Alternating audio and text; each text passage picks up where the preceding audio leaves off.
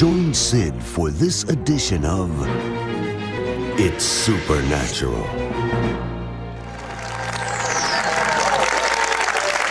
Hello, Sid Roth here. Welcome to my world, where it's naturally supernatural. What if Paul, Peter, John came from heaven to earth and to observe what is going on, and they walked into the average church? They would say, how did what we just started 2,000 years ago evolve to this? They would say something like this: oy vey. Oy vey, loosely translated, means oy vey.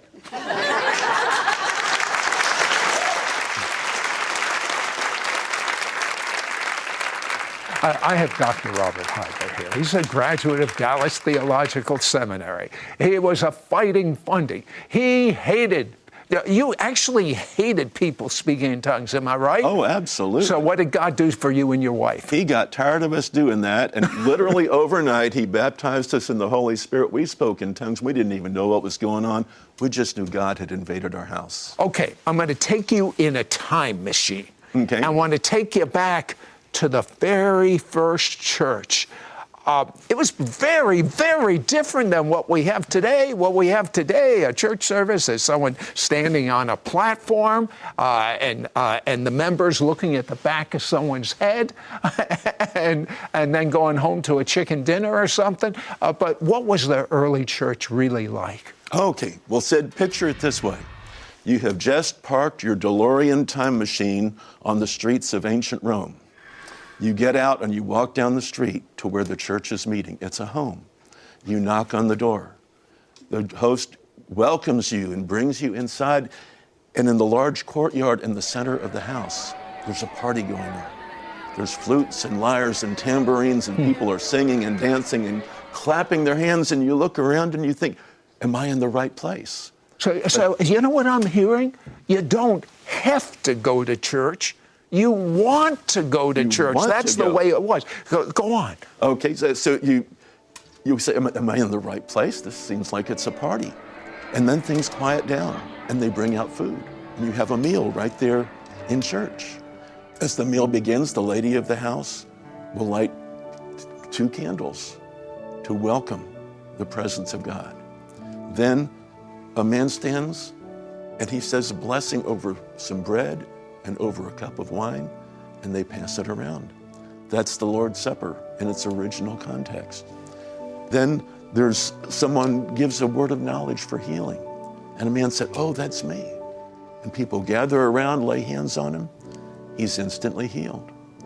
You look, and there's a family toward the back of the area, and you can tell this is their first time here because they seem uncomfortable. Mm-hmm. But their daughter has contracted a disease that's left her totally blind. And they've heard that people can get healed in the church. And so they've come for prayer for their daughter. And so the elders of the church come and they anoint her with oil and pray for her. And the presence of the Lord is there. And suddenly the little girl begins to cry and she says, I can see, I can see. And within minutes, the whole family is saved, giving their hearts to Jesus. That's how a lot of evangelism took place in the early church. People encountered the power of God, the miracles of God, and they didn't care if they'd be persecuted for becoming a Christian. They wanted reality. And so that's how the church began to spread. And it was a very Jewish kind of a Christianity. You say that the roots of the church were taken out intentionally by Constantine. Why did he do that? Constantine hated the Jews. Because the Jews, remember, they had rebelled against Rome several times. He viewed them as a people hostile to the Roman Empire. And so when he claimed to make his profession of faith to become a Christian, he found so much Jewish things in the church that he hated it.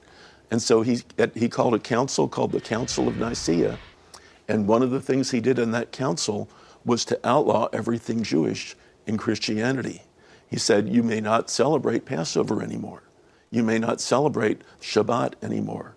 and he really reinvented Christianity. He reinvented the church without its Jewish roots. Okay, you say the church, and you get this from Romans, is like a tree. Explain. Okay, in Romans, it describes the church as a fruitful olive tree. And it really is important to understand this if we want to understand what the church really is from God's perspective. He says there's the root, and that's what the church draws its life from. The root is the Abrahamic covenant.